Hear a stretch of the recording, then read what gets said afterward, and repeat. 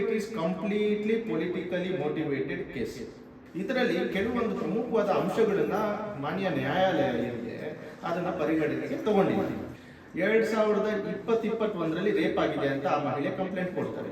So ಈ 2020ರಲ್ಲಿ ಕೆಲಸ ಬಿಟ್ಟ ಮೇಲೆ 2021ರಲ್ಲಿ ಹೆಂಗೆ ರೇಪ್ ಆಗಕ್ಕೆ ಸಾಧ್ಯ? ಈಗ ಒಂದು ಮಹಿಳೆಗೆ ರೇಪ್ ಆಗಿದೆ ಅಂತ ಹೇಳಿದ್ರೆ ಅವರ ಒಂದು ಮೆಂಟಲ್ ಸ್ಟೇಟಸ್ ಹೆಂಗಿರುತ್ತೆ? ಅವ್ರು ಮನೆ ಬಿಟ್ಟು ಬರ್ತಾರ ಆಚೆ? ಆ ಮನೆ ಬಿಟ್ಟು ಬಂದ್ರೇನು ಆ ರೇಪ್ ಆಗಿರೋ ಜಾಗಕ್ಕೆ ತಿರ್ಗಾ ಹೋಗ್ತಾರ? ಆ ರೇಪ್ ಮಾಡಿರುವಂತಹ ವ್ಯಕ್ತಿನೇ ಆ ಮುಖಾನೇ ತಿರ್ಗಾ ನೋಡ್ತಾರ? ಓಕೆ ಸ್ನೇಹಿತರೆ, ನಾನು ನಿಮ್ಮ ಮಿಸ್ಟರ್ ಮಧು ಮಾತಾಡ್ತಿರೋದು. ಒಂದು ವಿಚಾರ ಅಂದ್ರೆ ಒಂದು ಇತಿಹಾಸ ತಿರುಗಿ ನೋಡುವಂತ ಒಂದು ಕೇಸು ಏನಪ್ಪಾ ಅಂತಂದ್ರೆ ಪ್ರಜ್ವಲ್ ರೇವಣ್ಣ ಅವರಿಗೆ ಜೀವಾವಧಿ ಶಿಕ್ಷೆ ಸಿಕ್ಕಿರೋಂಥದ್ದು. ಒಂದಿಷ್ಟು ಜನಕ್ಕೆ ಖುಷಿ ಆಯ್ತು, ಒಬ್ಬ ಪ್ರಭಾವಿ ಆದ್ರೂ ತಪ್ಪು ಮಾಡಿದಾಗ ಶಿಕ್ಷೆ ಆಗೇ ಆಗುತ್ತೆ ಅನ್ನೋದಕ್ಕೆ ಒಂದು ಎಕ್ಸಾಂಪಲ್ ಅಂತಾನೆ ಹೇಳಿದ್ರೆ ತಪ್ಪಾಗಲ್ಲ. ಬಟ್ ಒಂದಿಷ್ಟು ಜನರಿಗೆ ಎಲ್ಲೋ ಒಂದ್ ಕಡೆ ಇಂಥ ಒಂದು ದೊಡ್ಡ ಕೇಸು, ಇಂಥ ಒಂದು ಸೆನ್ಸಿಟಿವ್ ಕೇಸು ಇಷ್ಟು ಬೇಗ ತೀರ್ಪು ಬಂದಿದೆಯಲ್ಲ ಅನ್ನೋದು ಅನುಮಾನ ಇದೆ. ಸರ್, ಇದ್ರ ಬಗ್ಗೆ ನಮ್ಮ ಅಡ್ವೊಕೇಟ್ ಕಾರ್ತಿಕ್ ಅವರು ನಮ್ಮ ಜೊತೆ ಇದ್ದಾರೆ. ಸರ್ ನಮಸ್ತೆ. ನಮಸ್ತೆ. ಈ ಕೇಸ್ ಬಗ್ಗೆ ನಾನು ಕೆಲವರು ಒಂದಿಷ್ಟು ವಾದ ಏನಪ್ಪ ಅಂದ್ರೆ ಹರಿ ಆಯ್ತಾ ಜಡ್ಜ್ಮೆಂಟು, ಇಷ್ಟು ಬೇಗ ಟ್ರಯಲ್ಸ್ ಮುಗಿದೋಯ್ತಾ ಅನ್ನೋ ತರ ಪ್ರಶ್ನೆ ಬರ್ತಾರೆ. So as a defence lawyer ಏನ್ ಹೇಳ್ತೀರಾ ಸರ್? ನೋಡಿ, ಇದು ಮೊನ್ನೆ ನೀವು ಬಂದು ನನಗೆ ಹೇಳಿದ್ರಿ ಈ ಕೇಸ್ ಬಗ್ಗೆ ಮಾತಾಡಬೇಕು ಅಂತ. ನನಗಾಗ ಜನರಲ್ ಮಾಹಿತಿ ನನಗೇನು ತಿಳಿದಿತ್ತು ನಾನು ತಿಳಿಸ್ಕೊಟ್ಟೆ. ಇನ್ಡೆಪ್ತ್ ಮಾಹಿತಿ ನನಗೆ ಈ ಒಂದು ಕೇಸಿನ ಬಗ್ಗೆ ಗೊತ್ತಿರಲಿಲ್ಲ.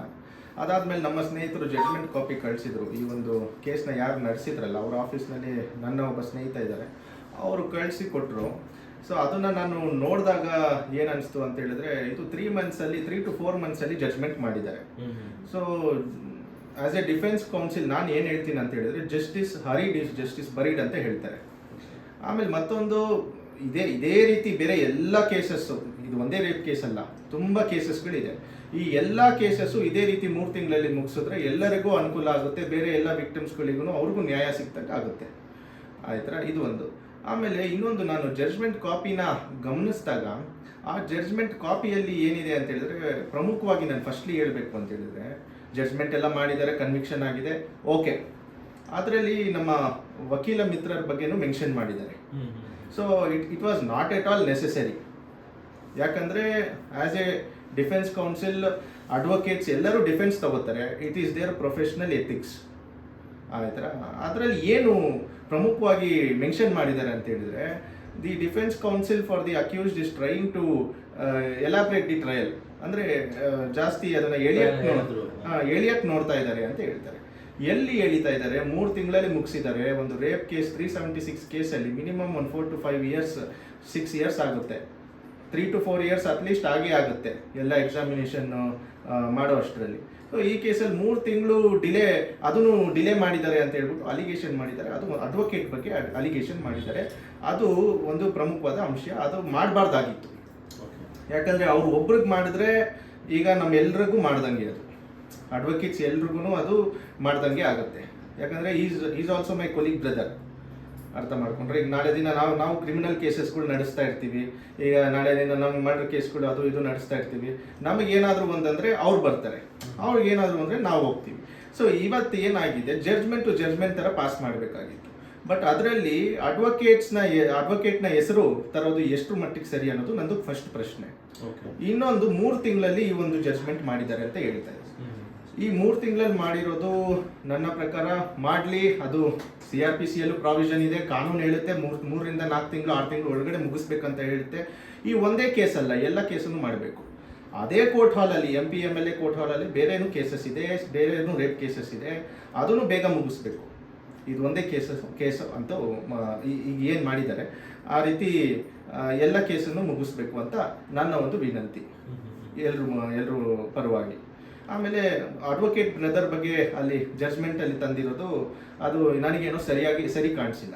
ಓಕೆ ಸರ್, ಅದನ್ನು ಬಿಟ್ಟರೆ ಇವಾಗ ಹೈಕೋರ್ಟ್ಗೆ ಅಪೀಲ್ ಹೋಗಿದ್ದಾರೆ ಅವರು. ಈಗ ಇಷ್ಟೆಲ್ಲ ಸಾಕ್ಷಿಗಳಿದೆ, ವಿಡಿಯೋ ಸಾಕ್ಷಿಗಳಿದೆ, ಮತ್ತೆ ಪ್ರತ್ಯಕ್ಷ ಪಂಚನಾಮಿನಲ್ಲಿ ಬಟ್ಟೆಗಳು ಸಿಕ್ಕಿದ್ದು, ಈ ಥರದ್ದೆಲ್ಲ ಸಾಕ್ಷಿ ಇದೆ.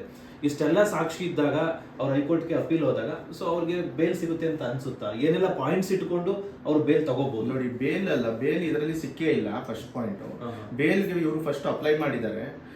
ಯಾಕೆ ನನ್ನ ಪ್ರಕಾರ ಯಾಕೆ ಸಿಕ್ಕಿಲ್ಲ ಅಂದ್ರೆ ಅವನು ದೇಶ ಬಿಟ್ಟು ಓಡೋಗಿದ್ದ. ಒಂದು ಎಷ್ಟು ದಿನ ಓಡೋಗಿದ್ರು ಗೊತ್ತಿಲ್ಲ ನನಗೆ. ಸ್ವಲ್ಪ ದಿನ ದೇಶ ಮುಂಚೆ ಹೋಗಿದ್ರು. ಸೊ ಆದ್ರಿಂದ ಆ ಒಂದು ಪ್ರಮುಖವಾದ ಕಾರಣ ಇಟ್ಕೊಂಡು ಬೇಲ್ನ ರಿಜೆಕ್ಟ್ ಮಾಡಿರ್ತಾರೆ. ಮೇಯ್ನು ಬೇಲ್ನ ಕಂಡೀಷನ್ಸ್ ಏನಾಗಿರುತ್ತಂತೆ, ಜುರಿಸ್ಟಿಕ್ಷನ್ ಅನ್ನು ಬಿಟ್ಟು ಹೋಗ್ಬಾರ್ದು.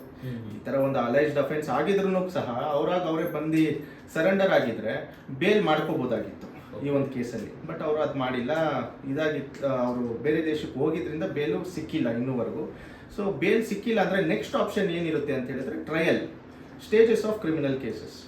ಫಸ್ಟು ಚಾರ್ಜ್ ಶೀಟನ್ನು ಸಲ್ಲಿಸ್ತಾರೆ. ಚಾರ್ಜ್ ಶೀಟನ್ನು ಸಲ್ಲಿಸಾದ್ಮೇಲೆ ಚಾರ್ಜ್ ಆಗುತ್ತೆ. ಚಾರ್ಜ್ ಆದಮೇಲೆ ಎವಿಡೆನ್ಸ್ ಪೋಸ್ಟ್ ಆಗುತ್ತೆ. First prosecution evidence. ಪ್ರಾಸಿಕ್ಯೂಷನಲ್ಲಿ ಯಾವ್ಯಾವ ವಿಟ್ನೆಸ್ಸನ್ನು ಚಾರ್ಜ್ ಶೀಟಲ್ಲಿ ಮಾಡಿರ್ತಾರೆ ಅದನ್ನೆಲ್ಲ ಫಸ್ಟ್ ಚೀಫ್ ಎಕ್ಸಾಮಿನೇಷನ್ ಮಾಡ್ತಾರೆ. ಅದಾದಮೇಲೆ ಅವರು ಪ್ರಜ್ವಲ್ ಪರವಾದ ವಕೀಲರು ಕ್ರಾಸ್ ಎಕ್ಸಾಮಿನೇಷನ್ ಮಾಡ್ತಾರೆ.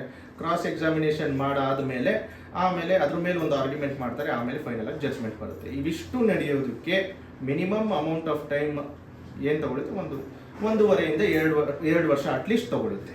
ಬಟ್ ಈ ಒಂದು ಕೇಸಲ್ಲಿ 3 ತಿಂಗಳಲ್ಲಿ ಮುಗಿಸಿದ್ದಾರೆ. ಸೊ ಆದ್ದರಿಂದ ಏನು ಸಾಕ್ಷ್ಯಾಧಾರಗಳು ಏನು ಈ ಒಂದು ಕೇಸ್ಗಳಲ್ಲಿ ಪ್ರಮುಖವಾದ ಸಾಕ್ಷಿಗಳು ಇದೆ ಅದನ್ನ ಸರಿಯಾಗಿ ಇವರು ಪರಿಗಣನೆಗೆ ತಗೊಂಡಿಲ್ಲ ಲೋಯರ್ ಕೋರ್ಟ್. ಸೊ ಆದ್ರಿಂದ ಇವತ್ತು ಪ್ರಜ್ವಲ್ ಆ ಒಂದು ಇದರಲ್ಲಿ ಇರ್ತಾರೆ, ನಾಳೆ ಯಾರು ಮಾತಾಡ್ತಾರೆ ಅವರು ಇರ್ತಾರೆ, ಅವ್ರಿಗೂ ನಾವು ಮಾಡಬೇಕಾಗಿರುತ್ತೆ. It is our professional ethics. Convicted rapist also as a constitutional right to get a proper legal defence ಅಂತ ಹೇಳ್ತಾರೆ. ಸೊ ಇಟ್ ಈಸ್ ಎ ಸಾಂವಿಧಾನಿಕ ಹಕ್ಕದು. ಸೊ ಆದ್ರಿಂದ ಈಗ ಏನೇನು ತಗೊಬೋದು ಅವನು ಡಿಫೆನ್ಸು ಅಂತ ನೀವು ಕೇಳಿದ್ರಿ. ಕನ್ವಿಕ್ಷನ್ ಆಗಿದೆ, ಒಳ್ಳೆ ಜಡ್ಜ್ಮೆಂಟು, ಓಕೆ. ಇದರಲ್ಲಿ ಕೆಲವೊಂದು ಪ್ರಮುಖವಾದ ಅಂಶಗಳನ್ನ ಮಾನ್ಯ ನ್ಯಾಯಾಲಯ ಏನಿದೆ ಅದನ್ನ ಪರಿಗಣನೆಗೆ ತಗೊಂಡಿಲ್ಲ. ಫಸ್ಟ್ ಏನಪ್ಪಾ ಅಂತ ಹೇಳಿದ್ರೆ, ರೇಪ್ ಎಲ್ಲಾಗಿದೆ ಆ ಒಂದು ಬಿಲ್ಡಿಂಗು ಓನರ್ ಯಾರಿದ್ದಾನೆ ಆ ಓನರ್ಶಿಪ್ನ ಕನ್ಸಿಡರ್ ಮಾಡಿಲ್ಲ. ಓನರ್ ಯಾರು, ಪ್ರಕಾಶ್ ಅನ್ನೋರ ಹೆಸರಲ್ಲಿ ಇದೆ. ಆ ಒಂದು ಪ್ರಕಾಶ್ ಅನ್ನೋರ ಹೆಸರಲ್ಲಿ ಇರೋದ್ರಿಂದ ಇನ್ ಕೇಸ್ ಇದ್ರೇನು ಇವ್ರು ಏನಕ್ಕೆ ಅಲ್ಲಿ ಹೋಗಿ ರೇಪ್ ಮಾಡ್ತಾರೆ ಅನ್ನೋದೊಂದು ಪ್ರಶ್ನೆ. ಅದೊಂದು ಪ್ರಮುಖವಾದ ಪ್ರಶ್ನೆ. ಈ ಬೇರೆಯವ್ರು ಯಾರ್ದೋ ಮನೇಲಿ ಹೋಗಿ ರೇಪ್ ಮಾಡೋಕ್ಕಾಗುತ್ತಾ, ಬಿಡ್ತಾರಾ, ಇದು ಒಂದು ಪ್ರಶ್ನೆ. ಇದನ್ನ ಪರಿಗಣನೆಗೆ ತಗೊಂಡಿಲ್ಲ. ಇದು 2020 ಏನು ಈ ಒಂದು ಮಹಿಳೆ ಕೆಲಸ ಮಾಡ್ತಾ ಇದ್ರು, ಆ ಮಹಿಳೆ ಅಲ್ಲಿ ಕೆಲಸ ಬಿಟ್ರು ಅಂತ ಅವರದೇ ವಿಟ್ನೆಸ್ಗಳಾದ ಅವರ ಗಂಡ, ಅವರ ಮಗಳು ಮತ್ತೆ ತಂಗಿ ಎಲ್ಲರೂ ವಿಟ್ನೆಸ್ ಆಗಿದ್ದಾರೆ. ಅವರು ಕ್ರಾಸ್ ಎಕ್ಸಾಮಿನೇಷನ್ ಅಲ್ಲಿ ಹೇಳಿದ್ದಾರೆ 2020-21 ರೇಪ್ ಆಗಿದೆ ಅಂತ ಆ ಮಹಿಳೆ ಕಂಪ್ಲೇಂಟ್ ಕೊಡ್ತಾರೆ. ಸೊ 2020 ಕೆಲಸ ಬಿಟ್ಟ ಮೇಲೆ 2021 ಹೆಂಗ್ ರೇಪ್ ಆಗಕ್ಕೆ ಸಾಧ್ಯ? ಇದನ್ನ ಕೋರ್ಟ್ ಕನ್ಸಿಡರ್ ಮಾಡಿಲ್ಲ. ಇದು ಒಂದು ಪ್ರಮುಖವಾದ ಅಂಶ. ಸೊ ನೆಕ್ಸ್ಟ್ ಏನಪ್ಪಾ ಅಂತ ಹೇಳಿದ್ರೆ, ಆ ಒಂದು ಮಹಜರ್ ಅಂತ ಮಾಡ್ತಾರೆ ನಮ್ಮಲ್ಲಿ. CRPC ಅಡಿಯಲ್ಲಿ ಮಹಜರ್ ಮಾಡಬೇಕು.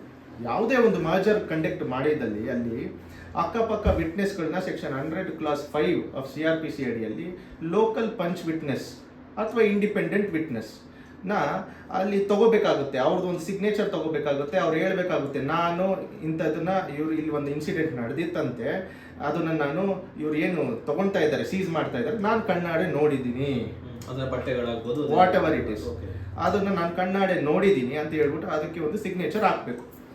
ಆ ಒಂದು ಯಾವುದೇ ರೀತಿ ಇಂಡಿಪೆಂಡೆಂಟ್ ವಿಟ್ನೆಸ್ಗಳು ಈ ಒಂದು ಕೇಸಲ್ಲಿ SIT ಸ್ಪೆಷಲ್ ಇನ್ವೆಸ್ಟಿಗೇಷನ್ ಟೀಮ್ ಮಾಡ್ಕೊಂಡಿಲ್ಲ. It is inadmissible in the law. ಯಾಕಂದ್ರೆ ವಿಟ್ನೆಸ್ ನ ಮುಂದೆನೆ ಏನು ಒಂದು ಮಹಜರ್ ಪ್ರಕ್ರಿಯೆ ಮಾಡಬೇಕಾಗಿ ಬರುತ್ತೆ. Only on the sole basis of the victim statement ಮಾಡೋಕ್ಕಾಗಲ್ಲ. ಅವ್ರು ಸುಳ್ಳುನೇ ಹೇಳ್ತಾ ಇರ್ಬೋದು, ಕರೆಕ್ಟ್ ಅಲ್ವಾ? ಸೊ ಇದನ್ನು ಮಾಡಿಲ್ಲ. ಯಾವುದೋ ಒಂದು ಇಂಡಿಪೆಂಡೆಂಟ್ ವಿಟ್ನೆಸ್ ಆಗಲಿ ಪಂಚ್ ವಿಟ್ನೆಸ್ ಆಗಲಿ ಈ ಒಂದು ಕೇಸಲ್ಲಿ ಇಲ್ಲ. ಆಮೇಲೆ 2021 ಇವ್ರದ್ದು ಇನ್ಸಿಡೆಂಟ್ ನಡೆದಿದೆ ಅಂತ ಹೇಳ್ತಾರೆ. ಇದರಲ್ಲಿ 2024 ಇವ್ರು ಏನು ಮಾಡ್ತಾರೆ, ಸ್ವಲ್ಪ ದಿನಗಳ ಹಿಂದೆ ಕಂಪ್ಲೇಂಟ್ ಕೊಡೋದಕ್ಕಿಂತ ಸ್ವಲ್ಪ ದಿನಗಳ ಹಿಂದೆ ಈ ಒಂದು ಮನೆ ಏನಾದ್ರೆ ರೇವಣ್ಣ ಟ್ರಾನ್ಸ್ಫರ್ ಮಾಡ್ಕೋತಾನೆ. ಪ್ರಕಾಶ್ ಇಂದ ರೇವಣ್ಣಗೆ ಟ್ರಾನ್ಸ್ಫರ್ ಆಗುತ್ತೆ. ರೇಪ್ ನಡೆದಾಗ ಪ್ರಕಾಶ್ ಅನ್ನೋರ ಹೆಸರಲ್ಲಿ ಇರುತ್ತೆ. ರೇಪ್ ಆದ್ಮೇಲೆ ಪ್ರಕಾಶ್ ಇಂದ ಅವರ ಸೂರಜ್ ರೇವಣ್ಣಗೆ ಟ್ರಾನ್ಸ್ಫರ್ ಆಗುತ್ತೆ ಈ ಒಂದು ಮನೆ. ಆ ಮನೆ ಟ್ರಾನ್ಸ್ಫರ್ ಆದಾಗ ಏನಾಗುತ್ತೆ, ಗುರುಪ್ರವೇಶ ಮಾಡ್ತಾರೆ. ಆ ಒಂದು ಗುರುಪ್ರವೇಶಕ್ಕೆ ಈ ಮಹಿಳೆ ಬರ್ತಾಳೆ. ಯಾರು ಈಗ ಕಂಪ್ಲೇಂಟ್ ಕೊಡಿದ್ರು ಆ ಮಹಿಳೆ ಬರ್ತಾರೆ. ಈಗ ಒಂದು ಮಹಿಳೆಗೆ ರೇಪ್ ಆಗಿದೆ ಅಂತ ಹೇಳಿದ್ರೆ ಅವರ ಒಂದು ಮೆಂಟಲ್ ಸ್ಟೇಟಸ್ ಹೆಂಗಿರುತ್ತೆ? ಅವ್ರು ಮನೆ ಬಿಟ್ಟು ಬರ್ತಾರ ಆಚೆ? ಆ ಮನೆ ಬಿಟ್ಟು ಬಂದ್ರೇನೋ ಆ ರೇಪ್ ಆಗಿರೋ ಜಾಗಕ್ಕೆ ತಿರ್ಗಾ ಹೋಗ್ತಾರಾ? ಆ ರೇಪ್ ಮಾಡಿರುವಂತ ವ್ಯಕ್ತಿನೇ ಆ ಮುಖಾನೇ ತಿರ್ಗಾ ನೋಡ್ತಾರಾ ಅನ್ನೋದೊಂದು ಪ್ರಮುಖವಾದ ಕ್ವಶನ್. ಆಯ್ತಾ? ತಿರ್ಗಾ ಬರ್ತಾರೆ, ಬಂದು ಸ್ವಲ್ಪ ದಿನಗಳಾದ್ಮೇಲೆ MP ಎಲೆಕ್ಷನ್ಗಳು ಬರುತ್ತೆ, ಅದಾದ್ಮೇಲೆ ವಿಡಿಯೋಗಳು ಆಚೆ ಬರುತ್ತೆ, ವಿಡಿಯೋಗಳು ಆಚೆ ಬಂದಾದ್ಮೇಲೆ ಅವರೇ ಕಂಪ್ಲೇಂಟ್ ಕೊಡಲ್ಲ, ಯಾರೋ ಕಂಪ್ಲೇಂಟ್ ಕೊಡಿಸ್ತಾರೆ. So it is completely politically motivated case according to me.